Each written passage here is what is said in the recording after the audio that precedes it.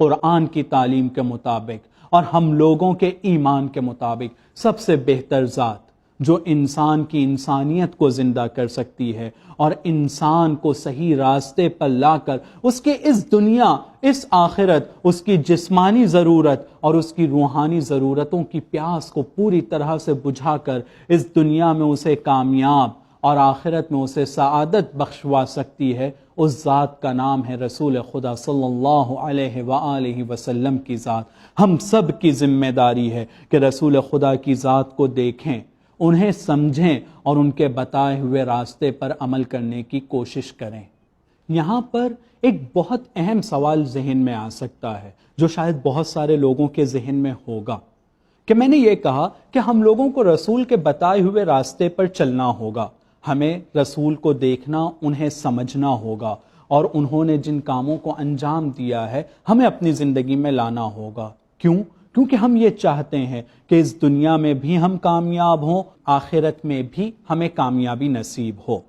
تو سوال یہ ہوگا کہ یہ کیسے ہو سکتا ہے کہ رسول کی بتائی ہوئی باتوں پر ہم عمل کر سکیں، ہم رسول کے اس راستے پر جس پر رسول چل رہے تھے اس راستے پر ہم چل سکیں؟ یہ تو بہت مشکل ہے یا ناممکن ہے۔ کیوں؟ اس لیے کہ رسول خدا نوری تھے، رسول خدا کا درجہ بہت بڑا تھا، رسول خدا رسول تھے اور ہم ایک عام انسان ہیں، ہم گناہگار ہیں، ہم بہت برے ہیں، ہم ان کاموں کو نہیں کر سکتے ہیں جو رسول کیا کرتے تھے۔ میرے محترم سامعین اور ناظرین، یہ جو سوال ہمارے ذہن میں ہے، یہ سوال ہم لوگوں کو سیدھے راستے پر آنے کے لیے اور ہماری زندگی اور آخرت کو کامیاب بنانے کے لیے ایک بہت بڑی رکاوٹ اور بیریئر ہے۔ یہ ہم لوگوں کو اس راستے پر،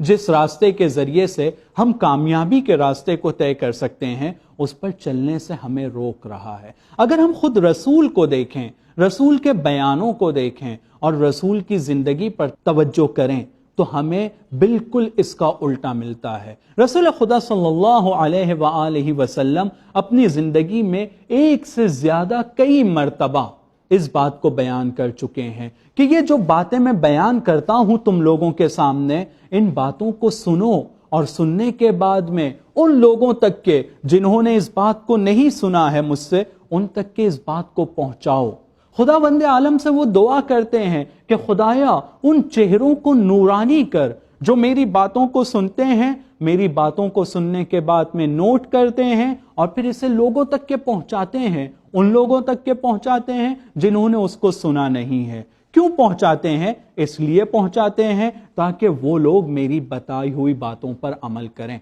رسول خدا کی یہ دو حدیث جو میں نے آپ کے سامنے بیان کیا ہے، اس حدیث کے ذریعے سے ہمیں یہ پیغام ملتا ہے کہ رسول نے اگر باتوں کو بیان کیا ہے تو صرف اس لیے نہیں ہے کہ سننے والے باتوں کو سنیں، باتوں کو سننے کے بعد کہیں سبحان اللہ، واہ واہ کتنی بہترین باتیں ہیں، اور ان باتوں کو سننے کے بعد میں سبحان اللہ کہہ کر، الحمدللہ کہہ کر اپنی ذمہ داری کو ختم کر دیں۔ نہیں، رسول کی حدیث اس بات کو بیان کر رہی ہے کہ رسول خدا اگر باتوں کو بیان کرتے ہیں تو سننے والوں کی ذمہ داری ہے کہ اسے نوٹ کریں۔ رسول خدا کی اگر ایک بات ہمیں پتہ چلی ہے تو ہمیں اسے یاد رکھنا ہوگا، ہمیں اسے سیو کرنا ہوگا، ہمیں اسے نوٹ کرنا ہوگا اور اس کو لوگوں تک کے پہنچانا ہوگا اور لوگوں کو بتانا ہوگا، صرف اس لیے تاکہ وہ لوگ جنہوں نے رسول کی بات کو نہیں سنا ہے وہ رسول کی بات کو سننے کے بعد اس پر عمل کر سکیں۔